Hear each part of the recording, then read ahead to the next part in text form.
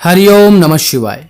श्रीमद् भगवद गीता अध्याय तृतीय श्लोक संख्या 41 चैप्टर 3 श्लोक नंबर 41। सर्वप्रथम श्लोक।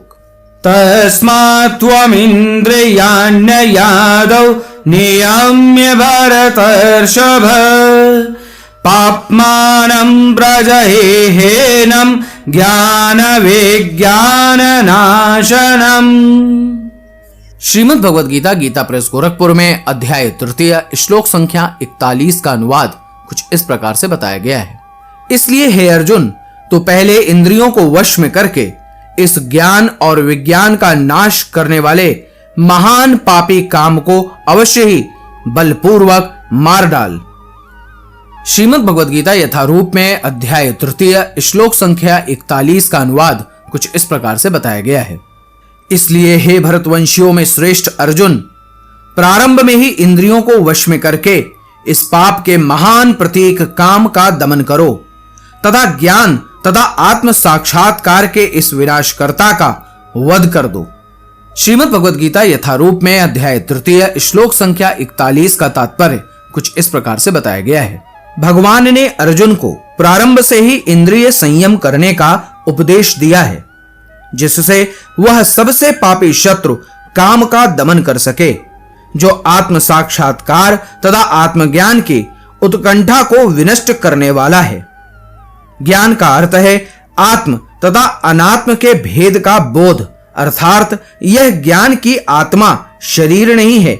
विज्ञान से आत्मा की स्वाभाविक स्थिति तथा परमात्मा के साथ उसके संबंध का विशिष्ट ज्ञान सूचित होता है।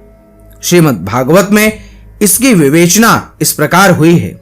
ज्ञानम परम गुह्यम में यदि विज्ञानम समन्वितम सरहस्यम तदंगम च गृहाणम गदितम मया। अर्थात आत्मा तथा परमात्मा का ज्ञान अत्यंत गुह एवं रहस्यमय है, किंतु जब स्वयं भगवान द्वारा इसके विविध पक्षों की विवेचना की जाती है तो ऐसा ज्ञान तथा विज्ञान समझा जा सकता है। भगवद गीता हमें आत्मा का सामान्य तथा विशिष्ट ज्ञान तथा विज्ञान प्रदान करती है। जीव भगवान के भिन्न अंश हैं, अतः वे भगवान की सेवा के लिए हैं।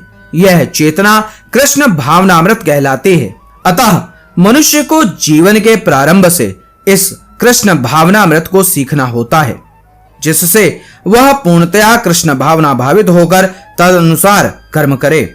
काम ईश्वर प्रेम का विकृत प्रतिबिंब है और प्रत्येक जीव के लिए स्वाभाविक है, किंतु यदि किसी को प्रारंभ से ही कृष्ण भावनामृत की शिक्षा दी जाए तो प्राकृतिक ईश्वर प्रेम काम के रूप में विकृत नहीं हो सकता। एक बार ईश्वर प्रेम के काम रूप में विकृत हो जाने पर इसके मौलिक स्वरूप को पुनः प्राप्त कर पाना दुस्साध्य हो जाता है। फिर भी कृष्ण भावनामृत इतना शक्तिशाली होता है कि विलंब से प्रारंभ करने वाला भी भक्ति के विधि विधानों का पालन करके ईश्वर प्रेमी बन सकता है।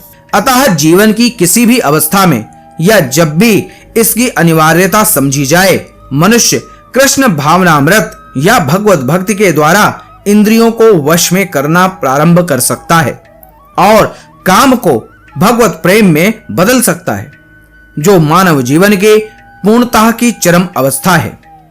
हरिओम नमः शिवाय। अब आप मेरे साथ बोलिए, हरे कृष्ण कृष्ण कृष्ण हरे हरे, हरे राम राम राम हरे हरे।